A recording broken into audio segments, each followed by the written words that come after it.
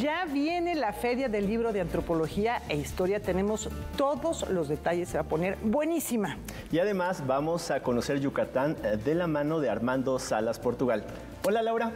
Alberto Aranda, qué gusto estar contigo. Qué alegría compartir estos minutos contigo, con el público. Tenemos mucha información. También saludamos a Laura Regis en la interpretación de lengua de señas mexicana. Y vamos directo a la información porque el programa original, que se ha potenciado ahí el reconocimiento de la creatividad de artesanas y artesanos de México, también ha tenido un impacto importante desde el punto de vista económico. Vamos a conocerlo.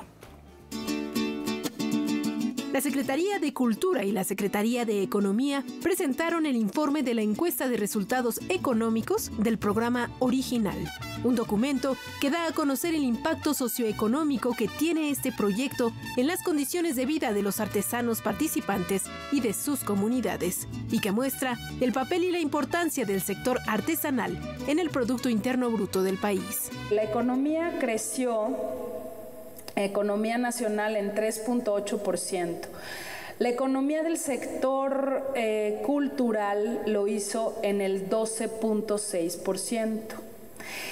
Y aquí hay un dato muy importante. En el sector cultural está, por ejemplo, el sector audiovisual, que somos una potencia en el mundo. Pues quiero decirles que el sector artesanal rebasó al sector del cine y el audiovisual. Cerca de 2/3 de las personas participantes son mujeres y un 70% proviene de comunidades indígenas, lo cual pone de relieve el rol de Original para brindar apoyo a estos grupos de población considerados de atención prioritaria. Original no solo es una plataforma para dar visibilidad y promover que la artesanía mexicana se posicione en otros mercados, sino también brinda herramientas de capacitación que permiten a los maestros artesanos desarrollar habilidades empresariales para proteger legalmente sus creaciones, contar con una planeación financiera para sus negocios y participar en el comercio digital. De los participantes en esta encuesta, 9 de cada 10 aseguró haber implementado las herramientas aprendidas del programa y 8 de cada 10 confirmó utilizar a las redes sociales para vender sus productos. Por primera vez en agosto tendremos Original Nueva York, una primera muestra fuera de este país, además de la que tuvimos en Arabia Saudita. La encuesta se levantó en 2023 y se entrevistaron a 99 artesanas y artesanos de la comunidad participante en Original. En la conferencia se garantizó la continuidad del proyecto en la siguiente administración. Noticias 22, Karen Rivera. Original va a ser del 14 al 17 de noviembre, así que ahí nos vemos. En otra información, el poema Blanco de Octavio Paz ha dado lugar a una producción que desborda lo literario. Sí, y ahora se traslada al mundo audiovisual. El músico español Fon Román presentará por primera vez en México su disco En Blanco, en la Casa Amarillo C y Octavio Paz, basado en el poemario del escritor mexicano. Después de hacer música para una obra de teatro, la directora me habló de Blanco y decidí componer el poema entero. Me llegó muy profundo un poco al leerlo y decidí hacer 11 canciones del propio poema, del poema íntegro. Y después también hicimos unas visuales basadas también en unas directrices que había dejado Octavio Paz antes de morir sobre cómo llevar a escena Blanco. Entonces, bueno, todo eso hizo que se involucrasen muchas vertientes, digamos, pues tanto visuales como escultóricas, y al final es casi un proyecto multidisciplinar, pero todo alrededor del propio poema. Fue en 2019 cuando el músico conoció la obra del poeta, y fue tanta su fascinación que decidió llevarlo a la música reflejando su estilo, pero respetando la originalidad y composición del texto. Quería además hacer un acercamiento a la canción pop, que no fuese como generalmente se hace en los poemas, es casi recitado, ¿no? Yo intenté hacer armónicamente que tuviese como un discurso, una continuidad, y realmente pues el poema fue fluyendo. Sí que hubo partes un poco más difíciles, palabras para encajar también bastante complejas, pero en general al final lo escuchas y parecen como canciones normales, de pop. La grabación fue completamente análoga, sin procesos digitales ni con la intervención de la computadora, de la misma manera que se registraban los álbumes en 1966, año en que Octavio Paz escribió Blanco. Grabar baterías, bajos, voces, tal, se hace complejo, pero a la vez sencillo en cuanto a que la limitación también hace que no te pierdas mucho, simplemente que hagas una preproducción muy dirigida para que todo en 8 pistas esté plasmado, ¿no? Entonces a veces las limitaciones traen salud mental, ¿sabes? Porque al final no te pierdes con tantas posibilidades que te da hoy en día lo digital. La presentación del disco será este sábado 3 de agosto en la Casa Amarillo y Octavio Paz a la 1 de la tarde. Además, lo puedes encontrar en plataformas digitales. Para Noticias 22, Iván Ramírez. Abarcó la poesía, el teatro, la crónica. Hoy se cumplen 120 años del natalicio de Salvador Novo. Hoy se cumple un aniversario más del nacimiento de Salvador Novo. En vida abarcó la poesía, traducción, el periodismo, la crónica, la historia y la dramaturgia. Como señala José Emilio Pacheco, fue el escritor más singular e independiente en nuestra historia literaria. Él fue el introductor de la poesía norteamericana en México. Digamos, la literatura mexicana tradicionalmente siempre se había basado en la literatura de la madre patria, o sea, los poetas españoles o los escritores españoles. Vino una gran ruptura con los modernistas, con Gutiérrez Nájera, porque ellos dijeron, no, nosotros vamos a beber de las letras francesas. José Emilio Pacheco destaca que en su poesía, sobre todo en 20 poemas, prescinde del metro, ritmo y rima. Sus breves composiciones son ágiles, libres, frescas e insospechadas. Él escribe de la primera poesía de tipo homosexual, Nuevo Amor. Es un libro de poemas de los años 30, donde explícitamente se asume como homosexual. Y también yo creo que es un pionero, porque tiene el problema de que el homosexual carece del reconocimiento, entonces inventa una obra de teatro que se llama El Tercer Fausto. Además era un hombre capaz de escribir sátiras burlescas en contra de los personajes de la vida pública o de sus enemigos, algunos de ellos, y eran unas críticas feroces, o sea, podía escribir con ácido. Su cercanía con el poder le costó fuertes críticas, sin embargo, como afirma Evodio Escalante, hay que verlo en el contexto histórico de su época y no juzgarlo tan severamente como lo hizo Carlos Fuentes. Cuando viene el movimiento del 68, pues muchos intelectuales apoyan de alguna manera al régimen de Díaz Ordaz. Por supuesto, Salvador Novo apoya a Díaz Ordaz. ¿Cómo no lo iba a apoyar si Díaz Ordaz un año antes le había dado el Premio Nacional de Letras? Pero tampoco es algo que nos debe llamar escándalo, porque igual pasó con Lombardo Toledano, Lombardo Toledano, el último artículo que yo le leí, porque luego falleció en el propio 68, era un artículo atacando las movilizaciones de los estudiantes. Y además decía que era una bola de marihuanos. Así estaba escrito en su artículo, ¿no? No se diga Martín Luis Guzmán. El teatro le debe a Salvador Novo las primeras traducciones de Esperando a Godot de Samuel Beckett, El abanico de Lady Windermere de Oscar Wilde y Camino a Roma de Robert Sherwood, pero también destacan sus textos periodísticos, crónicas y sus antologías. Cuando Javier Aranda Luna dice cada quien su Novo, pues sí, es que hay muchos Novos. Hay para el que guste, por donde le quiera buscar, va a encontrar un Novo que hizo cosas de excepcional calidad. Noticias 22, Alberto Aranda. Bueno, y su labor, hablando de este mismo personaje, como gastrónomo y como funcionario, son facetas pues menos conocidas de él, de Salvador Novo. Nora Huertas y Boris Schreman nos hablan sobre estos aspectos de su legado. Salvador Novo influyó en la percepción popular de la política, los medios de comunicación, las artes y la sociedad mexicana. Novo, aparte de ser dramaturgo, poeta, cronista de la ciudad, además fue un personaje muy importante que tuvo cargos públicos también, que pues favoreció mucho el crecimiento teatral en México. Comenzó su carrera en 1920 escribiendo notas periodísticas. Posteriormente publicó poemas y en 1946 comenzó a redactar crítica teatral. 2 años más tarde publicó sus primeras dramaturgias, pero fue hasta 1951 que se dio a conocer por la obra La culta dama.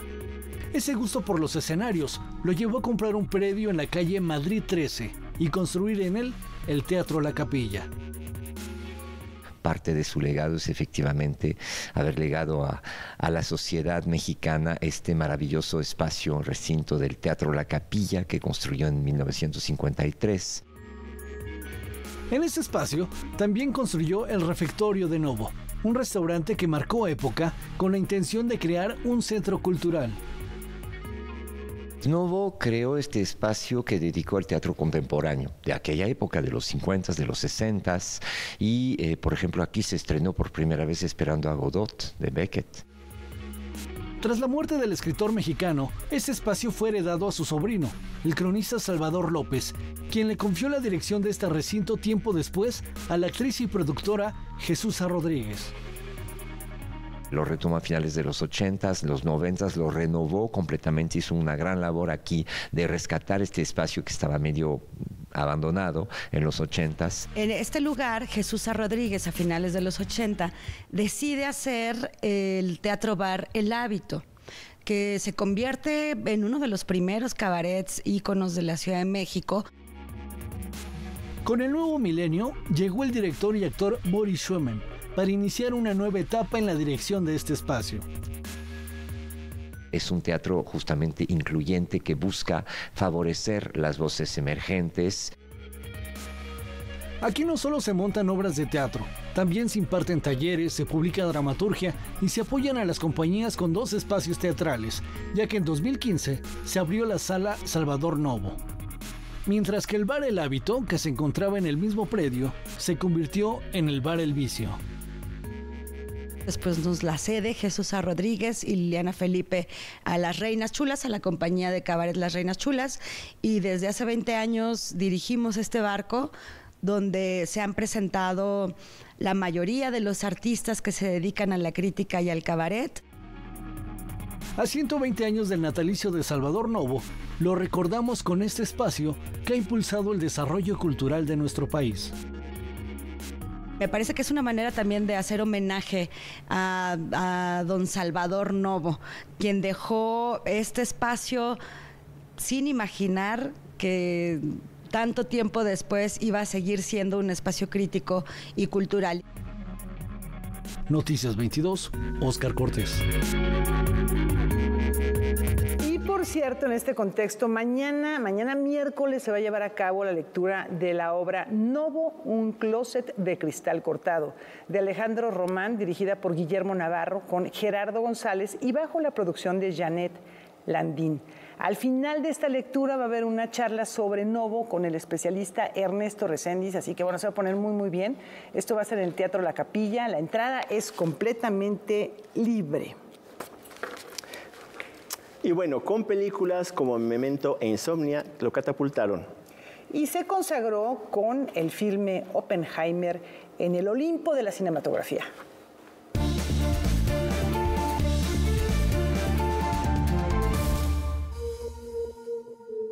El 30 de julio de 1970 nace en Londres, Inglaterra, Christopher Nolan, director de cine reconocido por dirigir cintas como Interestelar y su proyecto más reciente, Oppenheimer. Desde que era niño, Nolan comenzó a realizar películas con la cámara de 8 milímetros de su padre, y desde entonces mostraba inclinación por la ciencia ficción. Estudió literatura en el University College London, donde desarrolló un gran interés por la obra del escritor argentino Jorge Luis Borges, quien sería una influencia intelectual para él. Antes de convertirse en director de cine, trabajó en la industria del séptimo arte rodando anuncios publicitarios y como operador de cámara. Después, con tan solo 19 años, presentó su primer cortometraje, Tarantela, en un pequeño festival independiente. Tras escribir varios guiones que no pudo financiar, en 1998 logró que su carrera despegara con el éxito de Following, largometraje que rodó con sus propios ahorros y con un reparto formado por amigos y conocidos. 2 años después, consagró su carrera con la cinta Memento, que está inspirada en un relato de su hermano Jonathan y que triunfó en taquilla.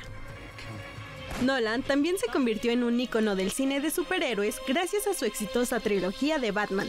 Con esta, no solo definió el estilo del Caballero de la Noche, sino que también consolidó el género de superhéroes en el cine. Su impacto en el cine continuó creciendo con películas como El truco final, Inception y evidentemente con las aclamadas por la crítica y el público, Interestelar y Oppenheimer.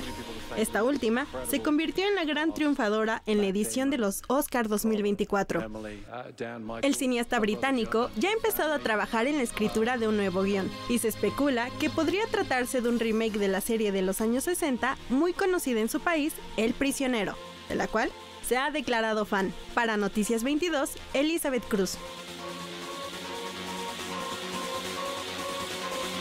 Se acerca la Feria del Libro de Antropología e Historia. Van a participar más de 100 sellos editoriales en esta edición. Vamos con los detalles. Del 8 al 18 de agosto se llevará a cabo la 35ª edición de la Feria Internacional del Libro de Antropología e Historia, que este año tendrá como invitados de honor a Belice y a Quintana Roo.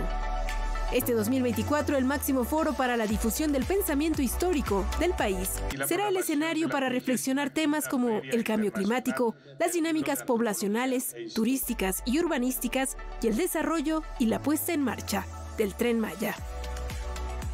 Esta fiesta literaria abrirá, como ya es tradición, con la entrega de reconocimientos del Premio Antonio García Cubas, que celebra 26 años galardonando a lo mejor del libro y la labor editorial en las disciplinas de antropología e historia. El INA en esta feria concentra sus 4 tareas sustantivas.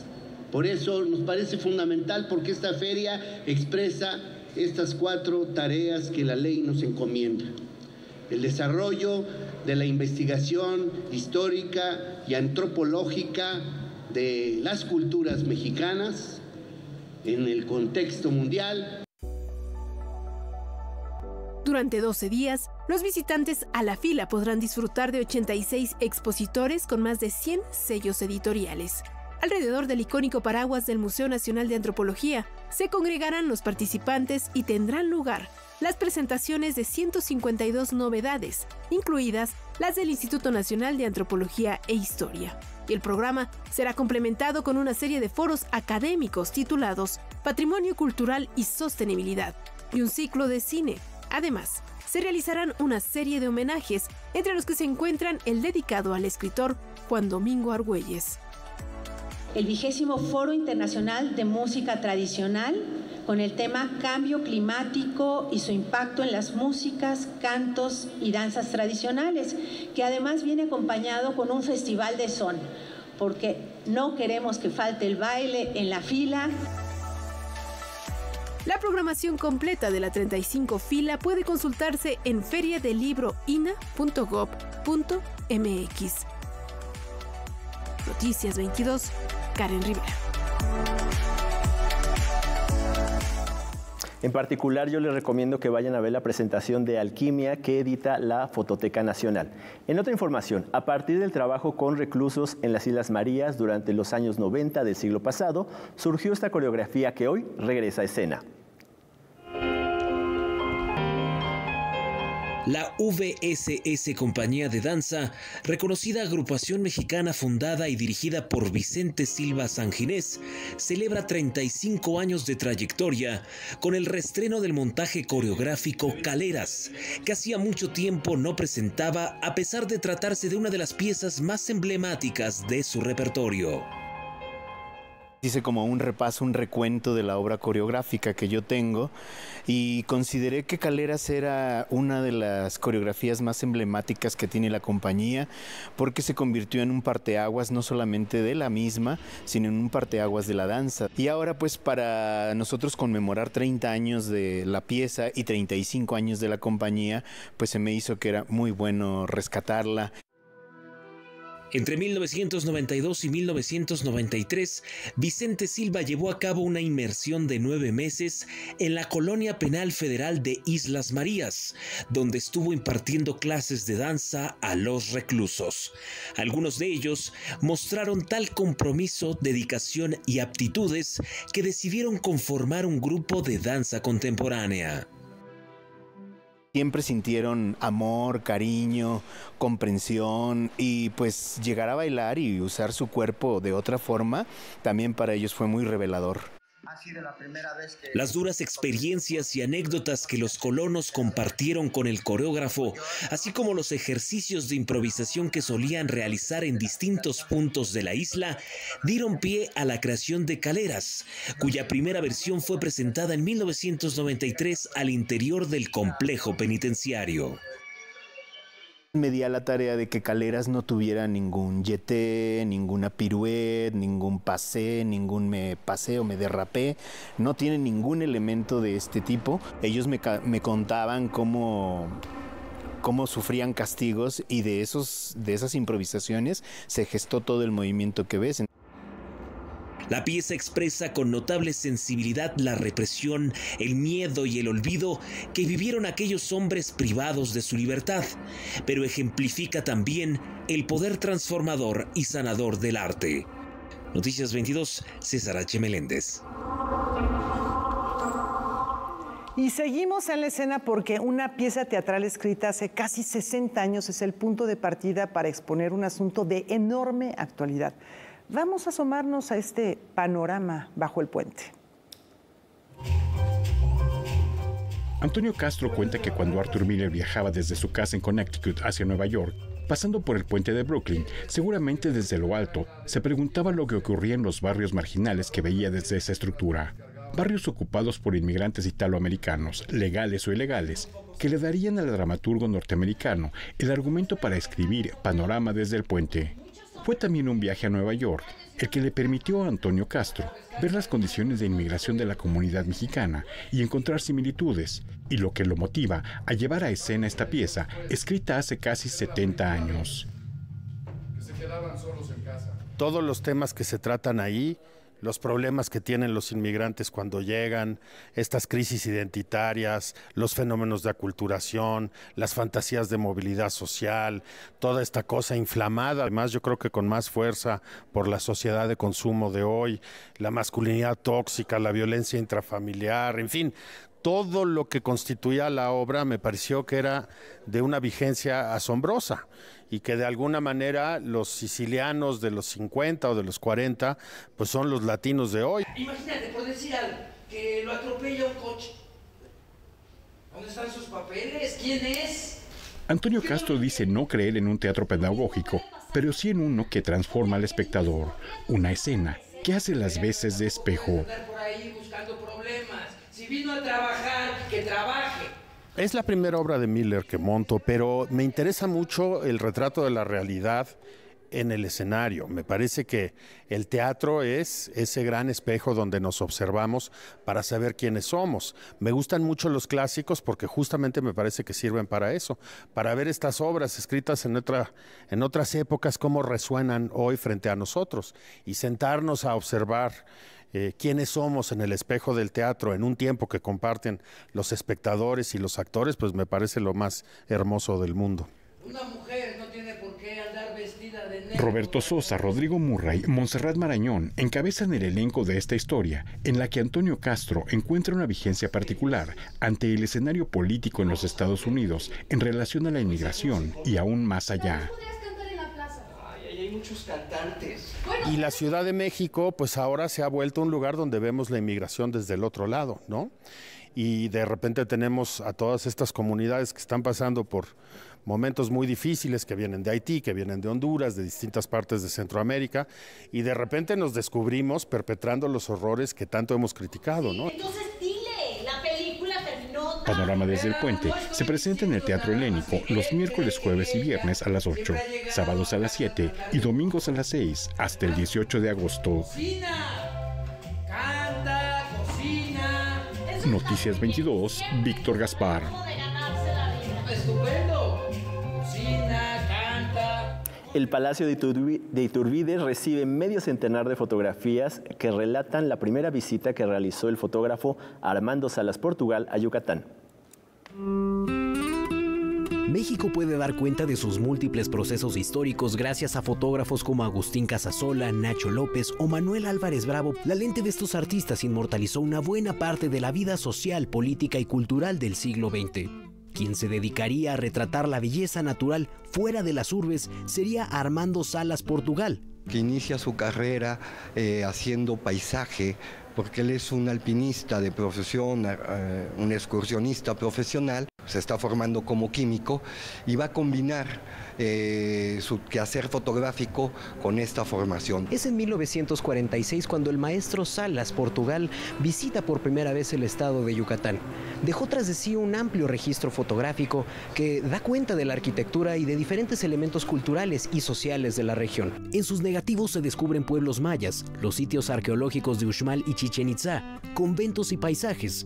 El Palacio de Iturbide, de Fomento Cultural City Banamex, ahora presenta 55 fotografías de esa primera visita en Crónica de un viaje a Yucatán, 1946. Va a incorporar justamente a lo que era su fotografía o su tema exclusivamente del paisaje y las montañas como alpinista que fue, va a incorporar la arquitectura prehispánica, además de incorporar también otras edificaciones conventuales del siglo XVI que son muy peculiares en la península y su propia arquitectura vernácula. En este viaje va a capturar imágenes de la sociedad, obviamente en Yucatán, y sobre todo de los oficios de los pescadores al estar en la costa. Armando Salas Portugal escribió una misiva a José Luis de las Fuentes donde narra su periplo por el estado y sus encuentros en este.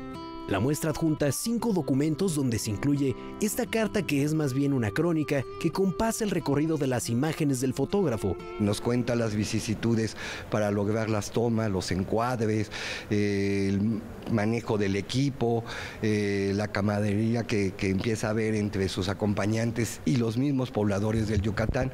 La colección que estamos exponiendo pertenece a la Fundación Salas Portugal. Es una exposición que iniciamos en nuestras casas de cultura al interior de la República y bueno, ahora cierra su ciclo en esta nuestra sede principal, que es el Palacio de Iturbide.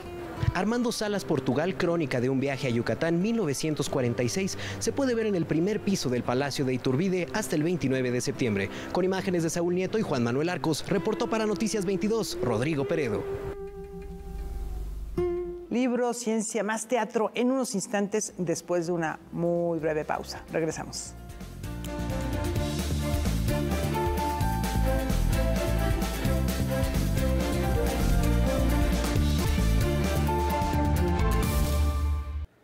Como cada semana, volvamos la mirada y provoquemos el diálogo y la reflexión desde la zona violeta.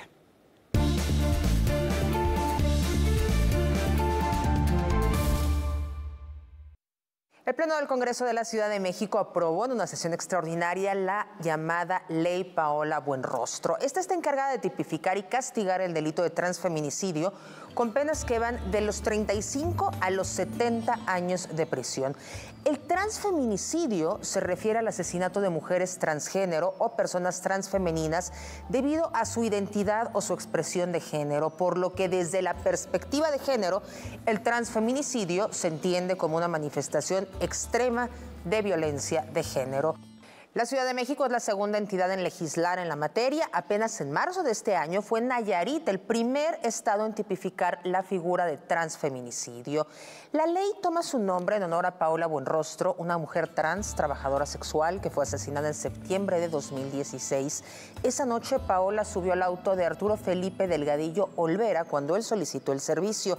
Este homicida confesó haberla matado tras escuchar su voz y saber que se trataba de una mujer trans. A 8 años, el transfeminicidio de Paola Buenrostro sigue sin resolverse y el presunto responsable, Arturo Felipe, está prófugo, razón por la cual la Fiscalía General de Justicia de la Ciudad de México ya ofrece $500,000 a quien aporte información para detenerlo. Datos de la organización YECA, Escuchando la Calle, dice que solo en 2024 se han contabilizado por lo menos 28 transfeminicidios en el país, siendo la capital la región con el mayor número de víctimas, que hasta el momento son 10. Las crisis existenciales del ser humano y del artista contemporáneo se reflejan en esta pieza escénica escrita y actuada por José Antonio Becerril. Uno lleva su destino dentro de sí mismo, no lo definen los acontecimientos externos. Lo escribo porque hace unos días estaba pensando que qué implica ser actor. Deprimido a mitad de la pandemia, recluido en su habitación y a mitad de una tormenta, José Antonio Becerril comenzó a leer Frankenstein de Mary Shelley. El texto le provocó un choque de ideas y reflexiones existenciales sobre su destino y su misión y proceso creativo como actor.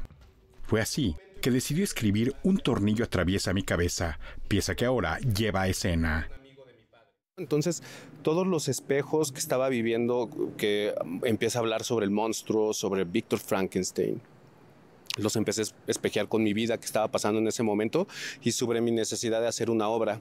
Y justo este proyecto es la colisión de todas esas ideas sobre lo que pasó en la pandemia, Frankenstein y además pues todo lo que implica vivir, ser actor. Soy actor desde hace muchos años y todo eso colisionó en este proyecto. Para el actor, el título del moderno Prometeo es tan vigente como decir un posmoderno Prometeo, aludiendo así a las crisis existenciales no solo del ser humano, sino del artista actual. La obra se trata de un científico que hace una criatura y luego la abandona y la criatura se empieza a hacer muchas preguntas. Entonces justo siento que los creadores y las creadoras todo el tiempo estamos entre el dilema de o ser los creadores o ser la criatura. Y nuestra obra a veces termina siendo un monstruo incomprendido que es así de güey, quiéreme tantito, ¿no? Tiempo después recibí una carta de mi padre. Querido Víctor, grande será tu sorpresa cuando esperando una alegre y tranquila bienvenida recibirás la tristeza y el llanto. William, tu hermano, ha muerto. No obstante, la pieza está también imbuida de ironía y humor, presentados en el unipersonal. Pues tiene que ver también con una especie de momento existencial.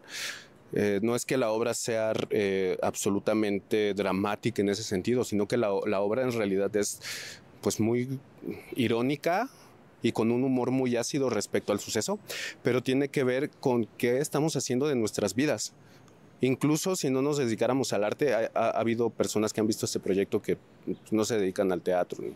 Y se empiezan a hacer las preguntas de, bueno, ¿hacia dónde estoy conduciendo mi vida? Que justo son las preguntas que se hace el monstruo cuando empieza a buscar a su creador. Un tornillo atraviesa mi cabeza se presenta en el Foro La Gruta del Centro Cultural Helénico los miércoles y jueves a las 8 de la noche hasta el 29 de agosto.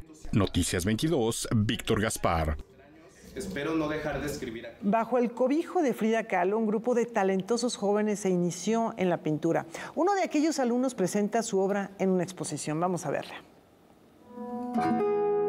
Toda mi vida no he hecho otra cosa más que pintar y dibujar y salir a pintar al campo. Sí. No he hecho otra cosa. Nunca he cambiado de profesión. Fanny Rabel, Arturo García Bustos, Guillermo Monroy y Arturo Estrada son conocidos como los Fridos porque fueron alumnos de la pintora. Yo llego a la escuela y ya estaban Diego, los grandes artistas de ahora estaban de maestros. Y pues no había así un primer año, segundo año. Te tocaba y pues trabajabas con ellos. Ellos daban clase ahí. En ese momento Diego empezaba a hacer el Anahuacalli, lo conocen, estaba pues, ya era fuera de la ciudad. Estrada, quien actualmente está presentando una exposición en la Casa de la Cultura Jesús Reyes Heroles, recuerda cómo eran las clases en la Casa Azul. Entusiasta para pintar, encargada de distribuir el material, estar al pendiente, y lo más notable era que cada semana, todos los días, pero sí había un día, el viernes vamos a criticar lo que hicieron. Entonces era la reunión donde ella revisaba lo que hacíamos y cada quien daba su opinión para si estuvo bien o estuvo mal, y también ella. Una convivencia pues muy agradable de artistas, de futuros artistas. En la muestra Arturo Estrada y la pintura mexicana, Los Fridos, vemos la gran variedad de temas, técnicas y soportes que ha utilizado el pintor a lo largo de su carrera. En retrospectiva no, está revuelto, sí, así. Hay obras muy, cuando empecé, y hay otras ya más evolucionadas. Sí, por ejemplo, esa idea de la catedral con la bandera, y una vez pasé por ahí, hacía mucho aire y giraba muy bonito, y le puse yo trompo chino porque me gustó el movimiento de la bandera tan grande, y ahí en el Zócalo, por eso.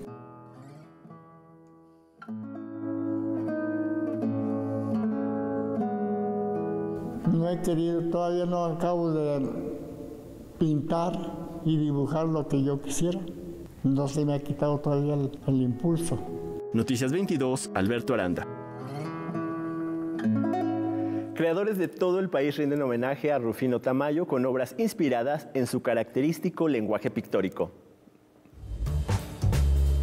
Desde hace algunos años, el promotor cultural Fernando Aroche Bello organiza una serie de muestras colectivas con el deseo de abrir espacios expositivos para artistas mexicanos y contribuir a su proyección internacional. Algunas de sus iniciativas han sido Fridas para Frida, Picasso en la memoria y Mosaicos para Dante. Este 2024, con motivo del aniversario 125 del nacimiento de Rufino Tamayo, convocó a creadores plásticos de todo el país a rendir homenaje al reconocido pintor con obras inéditas inspiradas en su legado. Así, surgió la exposición Forma y Color, Oda Pictórica y Gráfica a Tamayo, que presenta trabajo de más de 80 artistas de diversas edades. Ahorita en esta ocasión hay más de 20 artistas que son niños o que son jóvenes que están estudiando, haciendo sus pininos en el aspecto creativo, ¿no? Y entonces eso me parece muy importante porque quiere decir que hasta a ellos les llega esta influencia de Tamayo porque les gusta mucho. Si lo conocen por primera vez, se les hace maravilloso el colorido, se les hacen maravillosas los elementos que manejaba, ¿no? Con la pluralidad de voces y estilos que reúne, la exposición sirve como una suerte de muestrario de lo que está sucediendo en la plástica nacional. Así también permite rastrear la influencia de Tamayo en nuevas generaciones de creadores, como ocurre con la artista autodidacta Constanza Aroche Castillo, quien tomó uno de los motivos predilectos del oaxaqueño para crear su obra titulada De cara a la luna. Creo que he dibujado siempre, desde que tengo memoria. Me animé más a dibujar diario desde la pandemia y creo que de ahí mejoré mucho. Esta es la primera exhibición en la que participa la joven artista Luz Mariel Camacho Martínez, de tan solo 15 años de edad. A esta edad nunca imaginé que iba a poder llegar a una exposición así y me da mucha alegría y me impacta muchísimo las obras que están aquí alrededor y que mi obra esté aquí en una de ellas. Mi obra es esta, se llama Emociones. Hace unos meses tuve un par de sucesos en mi vida y esos sucesos los presento en mi obra. La exposición Forma y Color, Oda Pictórica y Gráfica a Tamayo podrá visitarse hasta el 15 de agosto en la Galería Íconos de Ciudad de México, que está localizada en el número 57 de la avenida Chapultepec. Con información y texto de César H. Meléndez, Óscar Helguera, Noticias 22. Tenemos libros, vamos a ver lo que llegó al buzón de Noticias 22 esta semana. Bola de nieve, de Fabien Fernandez y Benjamin Strickler, guionista e ilustrador de origen francés, nos relatan la historia de un zorro polar al que la grieta de un glaciar ha separado de su familia. ¿Podrá reencontrarla? Publica Fondo de Cultura Económica. Modernidad, modernidad, de Henri Mechonic. ¿Cuándo comienza la modernidad? ¿Qué es moderno hoy? Este ensayo aborda una noción desde lo histórico, lo filosófico, lo social y lo artístico. Publica La Cabra Ediciones. Y El recurso del método, de Alejo Carpentier. Una célebre novela que presenta el retrato de un dictador latinoamericano al estilo de Gerardo Machado, pero con tintes de Trujillo, de Díaz o de Somoza, con descripciones historicistas y referencias a Descartes. Publica Lectorum. Bueno, pues ahí estas tres opciones de lecturas: ensayo, un libro para niños ilustrado y, bueno, pues también una obra clásica de la literatura latinoamericana. ¿Cómo ves? Mira, el de Alejo Carpentier es sin duda coyuntural en este momento, ¿sí? muy de acuerdo a lo que está pasando ahorita en América Latina. Pero yo me iba por el de Bola de Nieve. Está muy bonita las ilustraciones, la verdad. Está bien bonito. Muy hermosa realmente. Así que, sí, bueno, una muy buena para los que tienen niños pequeños, es un libro ilustrado muy bonito, entonces muy recomendable. Sin palabras, puras imágenes. Sin palabras. Pero bueno, vámonos a otra información. Este peculiar diccionario no nos muestra la manera correcta de hablar el español, sino justamente lo contrario. ¿Pueden creerlo? El trabajo de Yael Martínez explora las heridas físicas y emocionales, particularmente aquellas que nacen de la violencia que persiste en nuestro país. En su más reciente exposición titulada Guwaidi, término mepa que podría traducirse literalmente como matriz, hace una reflexión simbólica que tradujo como casa sangre. No solo porque se refiere al primer hogar y al origen, también porque sus imágenes representan el hogar fracturado y ensangrentado por una herida. Para mí es muy importante como mostrar las problemáticas que se viven en nuestro territorio, pero al mismo tiempo también mostrar toda esta dignidad, toda esta lucha que tiene el pueblo mexicano y el pueblo como latinoamericano, y que de alguna forma muchas de estas estructuras que nos han conformado siguen viviendo, siguen latentes, y creo que de alguna manera son las que van a ayudarnos a que nosotros podamos alcanzar o construir el futuro, ¿no? El fotógrafo mexicano, ganador del World Press Photo, trabaja en la Agencia Internacional de Fotografía Magnum. Ha documentado el dolor, la adversidad, así como la fortaleza a través de la imagen como un medio de denuncia y sanación comunitaria. Me interesa mucho trabajar desde una manera como más íntima, más personal, y justamente a través de estos procesos de acercamiento se genera también una lectura más social y universal. En esta exposición, Yael presenta sus más recientes obras, bajo el nombre Somos el sueño de alguien que estuvo antes que nosotros, en la que muestra imágenes intervenidas con cortes y dobleces de la vida cotidiana de comunidades originarias. La idea ahí era también como conceptualizar o hablar de todos estos procesos y capas históricas y sociales que de alguna forma nos han conformado la identidad latinoamericana o la identidad del continente, y cómo también en ese sentido las comunidades originarias siguen resistiendo desde hace milenios. Esta muestra permanecerá hasta el 7 de septiembre en la Galería Patricia Conde. Con imágenes de Saúl Nieto y Juan Carlos Valencia, informó Óscar Cortés. Bueno, el manual del español incorrecto que les vamos a presentar posteriormente, se las debemos. Sí, pero la obra de lo que vimos... Pero la verdad, ¿qué exposición más La obra de interesante? Yael Martínez es extraordinaria, la verdad. Yael se ha caracterizado por fotografiar la violencia que viven en su comunidad, en la sierra, en la montaña de Guerrero, como ya pudimos ver. Las primeras fotografías que vimos de él fue en la Bienal de Pachuca, lo que organiza la Fototeca allá en Pachuca, y es verdaderamente increíble. Ahorita esto está en la Galería Patricia Conde, pero también el MAM tiene exposición ahorita de Yael, así que váyanse el domingo, que es gratis, al MAM, y vean las obras de Yael, que es verdaderamente muy, muy bueno. Muy bien. Y por lo pronto les comentamos algo que tiene que ver con una investigación que se hizo. Un ejercicio aeróbico es una nueva esperanza para quienes padecen Alzheimer. Vamos a verlo.